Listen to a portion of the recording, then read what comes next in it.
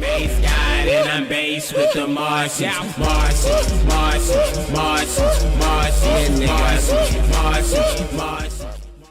All right, you are now tuned in to 1 a.m. radio with your boy Mars 3 times. This is the Mars Files, and today I got a very special guest. I'm really excited. I got Lil Gnar in the building with me, brother. What's good? Yeah, what's up? How y'all doing? I'm chilling, man. It's fucking lit. I'm super excited to have you. I feel like we got a lot to talk about. I was just telling you off the air how I had met you one time on Melrose, and you were talking to KDL about like starting to rap. This is like before you drop music and shit. Yeah. And so it's just cool. It's cool, like especially because you started doing clothes, and when you first made the transition, like I remember one of the first songs you dropped, and I was a little skeptical about it at first. I'll be honest with you, because to me I couldn't think of anybody who ever like really made that transition, and I was thinking about it too. I don't know if you know anybody who's like started doing clothes and then moved into music. Started doing clothes and then moved into music. Nah, I don't know anybody besides myself that I can say. Because I knew people was going to look at it skeptical just for the fact, like, all right, he's fully been a clothing nigga. He makes clothes. He's a clothing brand. Like, I wanted people to fully respect me in music. And I know that can be a corny transition. Like, I'm well aware. I feel like you're kind of doing it seamlessly, though. Yeah. Like, it doesn't feel contrived at all. Nah, no, that's not on accident. You know what I'm saying? That's very much on purpose. Because, like, I've seen a lot of people who will do something and then do something else because they can or because they have the platform. Like, I had a genuine love for music and been wanted to do music. You can ask my homies. I've been talking about being an artist for a couple of years now. Yeah. But I had to get my brand to where it could be elevated enough to where I can step away from it. Like, pretty much Gnarcotic, my streetwear brand, I had to make it, it's like a teenager. You know what I'm saying? I can let it do its own shit. It got its own two legs. That's funny. But the music was a baby. So I had to get Gnarcotic to raised up enough to where it's a little teenager. Then I can go focus on the music and grow that too. Yeah. No, that's a dope. That's a real dope thing that you just said. And I think it's also hard, especially when you think about like for example, like somebody who starts as a producer then becomes a rapper. Yeah. Like I feel like very few people have made that transition. It barely ever goes smooth. Yeah. You know, it barely ever does. And that's a real thing. A lot of people don't realize, like, if you don't start as an artist, you're gonna get ostracized if you try to switch over. Yeah. And like, oh, I'm a rapper now, or I'm an artist. But some people have love for it, and I feel like that'll come out. But some people, there's like, I feel like it happens a lot of days. Not dissing nobody, but there's a lot of big YouTubers or big just like Instagram people who are like, all right, I'm gonna make music now. I'm gonna be a rapper. I'm gonna be an artist, just because they can. You can tell the love isn't there, the passion, the skill level ain't really even there. Yeah. It's just like, I have enough fans to where I can do this now. And that's what I wanted to make clear that I wasn't doing, you know? So when I started rapping, I deleted all the clothing shit off my page. Like all the brand stuff I had, took all those pictures down, dubbed that. Like, you wouldn't even known I owned a brand when I first started making music. You know, so I wanted a fresh slate. Like, definitely. Let's kind of rewind all the way back because I want to get like your whole story. So, from my understanding, you're from Atlanta. I was born in Oakland. So I was born in Oakland, California. I lived in the Bay Area, my young life, maybe until like 10 or some shit. Like pretty much all through elementary school for sure. I was in the Bay Area, and then I moved to Atlanta. Yeah. Okay, and then moving to Atlanta, like, at what point did you start skateboarding? Were you already skating in the Bay, or did you pick up that in Atlanta? I picked it up in Atlanta, really. Okay. I didn't really pick up skating when I was in the Bay. I was a little younger, because I started skating at 13. Okay. So I was in middle school. I was in middle school in Atlanta when I started skating. And then at what point do you decide that you want to start a clothing brand? Clothing brand. That was after high school. I graduated high school a little young. I was 17. And then I started Gnarcotic at 18. And I'm 22 now. Okay, were you in school like plotting on it, or were you just like in high school like, yo, what am I gonna do for the rest of my life? Low key, that it really just happened because all I did in high school was skip school, smoke weed, and go skate. That's all I did, like all of high school, you know, just party, skate, smoke weed, like regular shit that I was into. And after, I was like, fuck, what am I gonna do? I always knew I never wanted a 9-to-5. That was my thing. I knew I've been smart and I like to work hard, but I never wanted a 9-to-5. And I just came with like my homie. I had a couple homies who had like sold some shirts and shit, made like some little money. My nigga Germ was making like some shirts, and I seen he could make a little money with them. Like, oh shit. So I was like, I wanted to own a skate shop when I was younger. Yeah. And I feel like that was the smooth, like, as close as I can get, you know, because the skate shop, what, like 30 bands to open? Something, you know, so like, I don't even know. You can start a brand with a few hundred. Yeah. You know? So that's really where that came from. Okay, so then you start the brand, and I mean, obviously, like throughout this whole thing, like you listen to music, like who are some of the people that you grew up listening to? Grew up. I go through phases with anything. I go through phases, so you're gonna have to pick an age. Come clean. The list will be too long. High school. Towards the end of high school, I was on the more like lyrical shit, low key. I was listening to a lot of like Nas, Big L, Wu-Tang, like Earl Sweatshirt, like early Kendrick, like all that K-Dot shit, like Ab-Soul, shit like that. That was like towards the end of high school. But also I was listening to a lot of Atlanta shit though too. Like Atlanta really influenced me just in the way that I move and shit. Just like mad, like Future, Thug, like Migos, Pee Wee Longway, Rich Homie, mad shit, like Rich Kids, fucking. Being from Atlanta, I seen Future come up. I seen Thug come up. Like I've been on Thug since way before like Stoner. You know what I'm saying? Like, fuck it. There's so much things I want to ask you. I'm trying to like pan it out so it like works out the right way. So, when you first started recording music, did you? Because like, from my understanding, like I feel like a lot of people start making music and they start making like conscious rap music. Yeah. You know what I mean? Was that what your music was sounding like at first, or you really only started recording 2 or 3 years ago, something like that? Yeah, I only started recording 2 or 3 years ago. Yeah. But when I started, I was rapping. When I started, I was more so rapping. I've kind of been experimental though. I've always kind of liked messing around with everything, So when I say the first song I ever made, I was just spitting.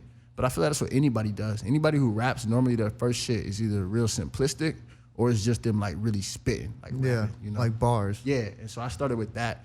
And then I started more with the turnt shit. But I flip back and forth. If you really listen to my music, even my turnt songs, I throw some bars in there. Like people sleep on that. I really be rapping. Like if you listen to my shit. Nah, yeah, but I think there's like a difference between like boom bap and like the music that's like more popular today. Because like even Kendrick is like a lyrical rapper, but he's not really like boom bap. You know? Nah, not at all. So the clothes. At what point does that start taking off? Because like the first time I ever heard of narcotics, like I'm from Miami, so I seen like Puya and some narcotic shit. Yeah. So that was like was Puya like the first person to like really start supporting your shit? Yeah, Puya was low key one of the first like big artists to really start fucking with my shit. Like Puya, Fat Nick. I knew them all through the internet though, so I already knew them low key. Not before narcotic, but like I knew them as I was like doing it. Yeah. So early. were you like following their YouTube channel and shit, or a little bit after, like when they already started rapping? They was already rapping. I probably met Puya like after Stunner. Okay. After he dropped Stunner, that was like his first real tape, I think, or second real tape. I think it was his like second real tape. I met him like after that, like right around then, maybe right before, but met them and just started sending them clothes really through the internet. Niggas was just talking like, yo, I fuck with your shit, I fuck with your shit. And Georgia and Florida is mad close. Yeah, so, definitely. Like I know a lot of niggas from the Florida like scene, like artists and shit. Yeah. Okay, so how'd you come up with the name Narcotics? To me, it means an addiction to the streets. It's gnarly, the word gnarly, and the word narcotic combined into one. Because it's like gnarly is like skateboarding. It's just raw energy. It's a lifestyle, And then narcotic is like a drug, an addictive substance, And it's them two together. Narcotic. It's like an addiction to the streets to me. Yeah, I think that's like one of the hardest clothing brand names. Yeah. To be real. Like, a lot of people don't know. A lot of people think it's just like a play on drugs or some shit. But it is, but it's not a drug reference. You know what I'm saying? It's like taking the addictiveness of a drug to the streets. Because for me, I've been skating for like 10 years or like nine years, Like, it's way more addictive than any drug I've ever done, like for sure. Yeah. Are you like really good? I'm pretty nice. Come clean. How come, like, did you ever, when you were like growing up, did you ever like try to get sponsored? Do you ever like send tapes in trying to get sponsored, or? I don't know if I really sent tapes in, but I've skated for a couple skate shops. Oh, word. Yeah, I've like skated, been like flowed from a couple shops and shit. What does that feel like? Because I used to skate when I was younger, but I was never really that good. Like, I got kind of all right, but then it was like, my biggest thing was like, I hated falling. Yeah. And like hitting my shins. I don't like the shinners. I kind of like falling though. Really? I like falling, but not getting hurt. Yeah. You know what I'm saying? Like a nice slam, like, boom. It'll like wake you up? Yeah, it wakes you up. It's like real energy, like, oh shit, like real life. Like, I don't know, it feels kind of good, not like, I'm not trying to like fall all the time, but like one good one, you're like, all right, I'm in this shit. It's like tackling somebody in football. It's that same like. Did you play connection. football in high school? Yeah, I played football. That's like, what position did you play? I was wide receiver and I was free safety. Cause I always been kind of tall and skinny. Yeah. I've been athletic though. A lot of niggas be like, oh, he's skinny, but like, nah, I've been athletic. You know what I'm saying? Been did sports like soccer for like 8 years, like football for like 3. Damn. Yeah. Damn. So are you quick? Yeah, I'm fast as fuck. So what's up? Shout out 6'9". Let's play a song real quick. My bad. I keep like hurling questions at you. I'm just excited good. for this shit. But let's get into a song real quick and then we'll be right back. Hell yeah. All right, and we're back. So you dropped the tape 2 weeks ago. Is it a tape or is it an album? Mixtape. It's my first ever mixtape. Okay, what's the difference? I feel like a mixtape is more for the streets. It's a collection of heaters. You know what I'm saying? It doesn't necessarily have to be like a full idea or a statement of yourself. You know what I'm saying? It's just like crack, it's gas. You know what I'm saying? You feeding the streets with a tape. That's what I feel. Yeah. And then the album is more like, I feel like it's longer. People usually spend more time on it. It's more cohesive. You know what I'm saying? It's a whole environment. I feel like, I don't know, like a mixtape is like a city, and then an album you making like a whole country. Like you can live in an album. You know what I'm saying? It's a whole world. Yeah. So this is just like stuff you put together that you just been recording over the past. Yeah. It's like a collect. It was really like a sampler platter. Like Gnar Life is like a sampler platter to me. Word.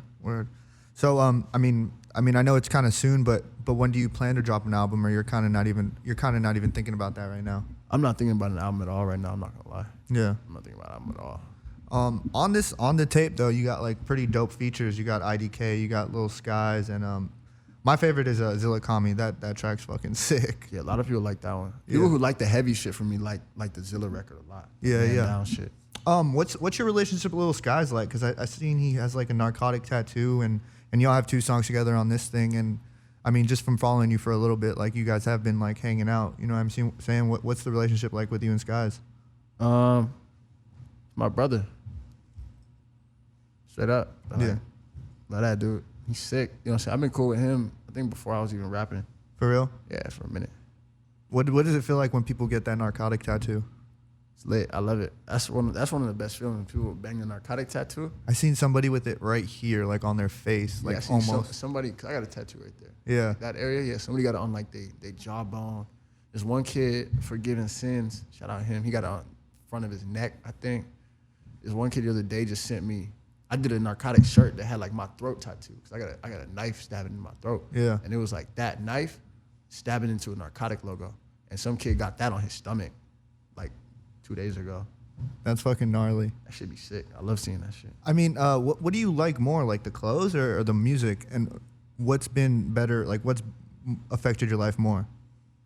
I mean, even though they go hand in hand. I mean, I don't know. I feel like they're 2 different worlds. I like them both equally.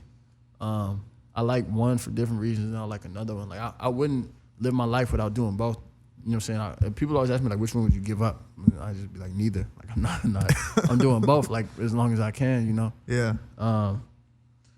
I say music's more fun, I guess. More like real life fun. The brand is really fulfilling, but music's more like fun.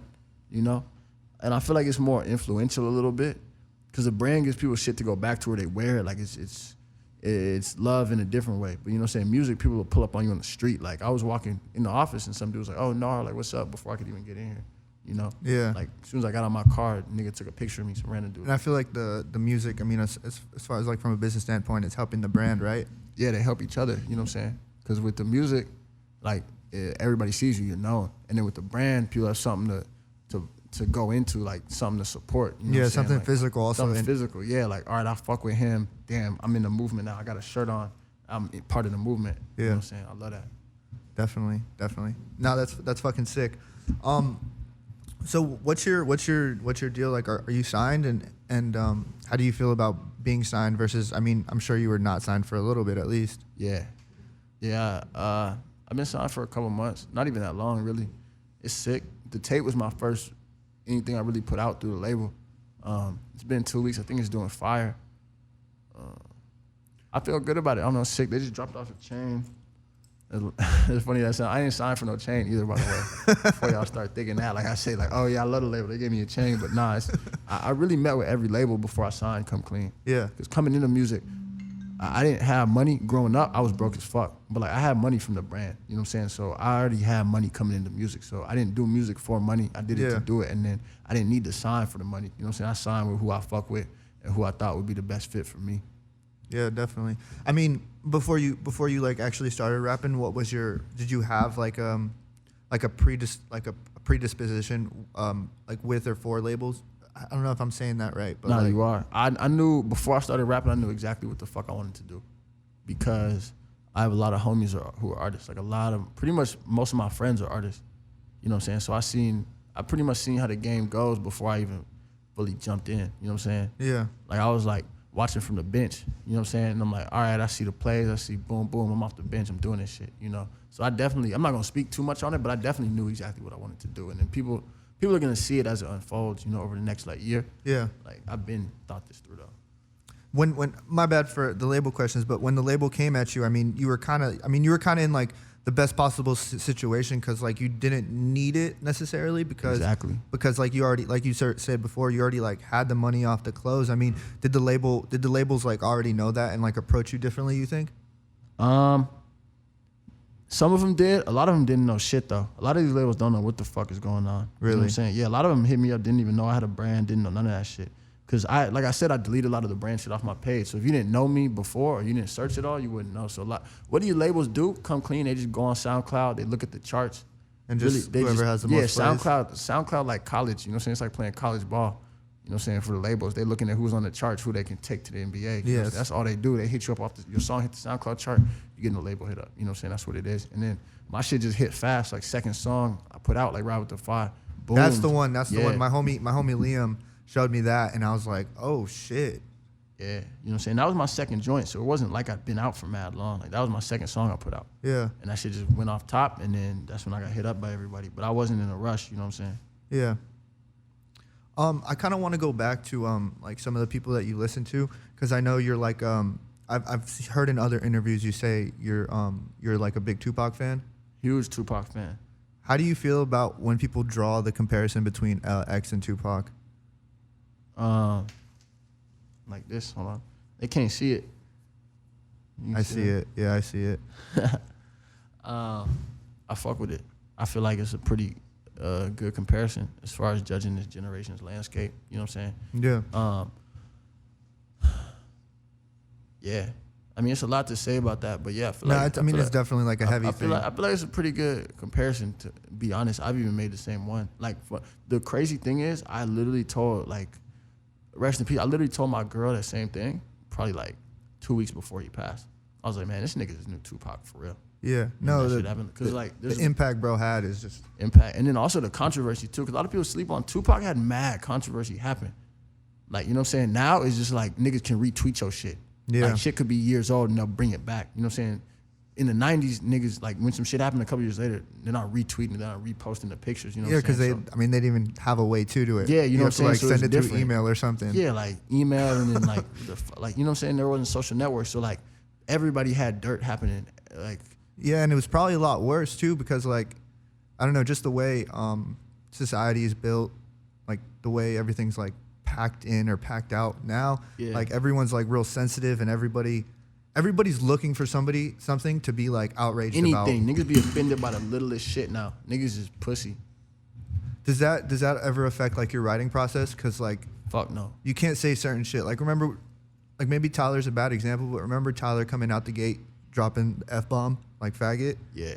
Sorry for saying it, but you know what I'm saying? I feel like now that word is like a lot more controversial. You know what I mean? Yeah. I feel like in my head doesn't really go to anything that would offend people too much. So I don't really have to censor myself. I be saying some brazy shit, but like I've never went like, cause Tyler was kind of on some super shock value shit. Like he was saying some crazy shit. Like, yeah. You know what I'm saying? I'm a fucking like butt rape a baby and like just all this crazy shit. Fuck a pregnant bitch. Yeah, like, you know what I'm saying? All this shit. But like, I got a couple like wild lyrics. Some shit about putting Xans in girls' butts. I've said like, I'm gonna shoot you in your fucking mom. Have you ever put a Xan in a girl's butt? No comment. Fair. Something else I wanted to talk to you about. A few weeks ago, maybe before the album dropped or after the album dropped, or the mixtape, my bad. You had your homie shoot you with a bulletproof vest on, and I remember seeing it and like looking through the comments, and people were saying that it was like fake and shit. But then you had like a bruise. I don't know if you still have it, but like I seen like a bruise on your stomach, and I'm like, what the fuck? I think it's gone. That's fucking gnarly. It's like a little dark right here. What was the? How does that idea cross your mind? Like Johnny Knoxville, Steve-O, Jackass. Like, I think they're really sick. Just all that shit. I like kind of just tweaking on the internet. You know what I'm saying? It's funny because a lot of people think I'm retarded. Like people will see it. It's just fun. It's just funny to like play with people because on the internet you're literally living in the matrix. Yeah. Instagram is the fucking matrix. Definitely, it's like a simulation. Yeah, and it's just a game. To be honest, it's just a game. Like I'm a grown ass man. You know what I'm saying? I've ran a full ass business before music. Yeah. You know what I'm saying? So people like think a certain way. If anybody's hating on me saying anything, they're saying exactly what I want them to. Yeah. You know what I'm saying? It's for a reason. Like I said, I planned all this shit before I even hopped in the waters, you know. So you're telling me you already had like that idea in your head and it was just like that was the day you were gonna do it? Cause like that's a pretty fucking gnarly idea. Yeah. And like, all right. I'm an overthinker. Everything I do is premeditated. Okay, so I'm thinking this. You got the bulletproof vest on and it looks like it's got like pads and shit, right? There's like spots in between. That's not cloth. That's still bulletproof, right? Yeah, it's all bulletproof. It has huge plates or huge pieces of it's Kevlar. It's like probably like 200 layers of Kevlar in these huge sections like this. Yeah. And then there's places where there's not bulletproof, but that's why he was so close. That's why he was so close. I mean, how much does that fucking hurt? A lot. I mean, I don't know. I'm used to pain. You got to think I've been skating 10 years. Yeah, but like a fucking bullet, bro. Like I seen that shit and I was like, what the fuck? This nigga wildin'. Yeah, a little bit, bro. And I mean, I could honestly say I from observing, like I could tell you're a smart kid because like, I mean, bro, just the fact that you have a successful clothing brand, like, you know how many kids are trying to have a successful clothing brand, and then on top of that, you're now a successful rapper signed to a label. You know, like, I mean, bro, you know how many people are trying to figure out how to do that? A lot of people. And like you did it, so like obviously you're not a fucking dumb kid, but like I don't know where I'm going with that, but people are supposed to think you dumb. That's I'm gonna leave that fact on the table. People are supposed to think you're dumb, and we'll just leave it at that. Okay. And then I just seen the video of you breaking that TV. Did you have to pay for that TV after? That was my house. That was at your house? A lot of people think everybody thinks it was a hotel. It looked like a hotel. That's my house. Nah, I just knew. I just got a new crib. I didn't say nothing. Everybody's like, yo, fuck, like the maids are gonna have to clean it up. You fucking disrespectful little. I'm like, bro, that's definitely inside my bedroom. Yeah. It's my house. My TV is my crib, my house. I swept it up after myself. Yes, sir. That's pretty funny because it does. I don't know. I guess it just did look like a hotel. I'm gonna get into my favorite song real quick, which is the You and Zilla Kami, and then we'll be right back. All right, and we're back. Yo, so what's your favorite song on the project? It changes. It depending changes? on my mood. I like Sick in the Head a lot though. That's always one of my favorites. Sick in the Head. That's probably my favorite to do live. I was doing that song out in Europe before I even dropped it, and it was going crazy. No way. So you've toured in Europe? I didn't even know that. Yeah, I just got back from Europe like a month ago. Who'd you go on tour with? Just you? Your boy. That's fucking lit. Yeah, it was like a festival run mostly. I had a couple shows. I had a headlining show in Amsterdam. I had a show in London. I had a show in London, but the cops canceled it. They seen my Instagram. What do you mean? Like London, like the police are wild. If you got like mad, just like hectic shit on your gram. Or like just online. Yeah, they trip? Yeah, they canceled 6ix9ine's show like a couple weeks before mine. They canceled my show. I think Tyler can't go out there. Yeah, I know Tyler's like banned from just like the whole Europe. Yeah, they're like that, especially London though. They're like shut your show down. Damn. I should be having another one though early next year. My bad, London. What was fucking touring like? I mean, like the first time you performed, what did that feel like? The first time I ever performed in my life was actually Rolling Loud last year. And that's fucking crazy. And wild, right? Yeah, the first time I've ever rapped on a stage with a microphone in my life was Rolling Loud. In Miami? Nah, it was Southern here? California last year. Where was that shit at? You know the one last year, yeah, right? Yeah. I wasn't even on Bernardino or some shit? I wasn't even on it, but I'm cool with Fat Nick, and he brought me out on his set, and I did Ride with the Five. So, yeah, first time performing was Rolling Loud, and I only had 2 songs out. Dude, that's fucking crazy. I mean, were you nervous? Like that, like just that story alone, like makes me nervous. Nah, I was ready. You were ready? I've been ready. I told you, like before I did this, I've been plotting for so long. I've been so hungry for this shit before. I've been so hungry before I even started. So it's like, yo, it's no. I don't get embarrassed. I don't get scared of shit. I'm like, yo, I want it. You know what I'm saying?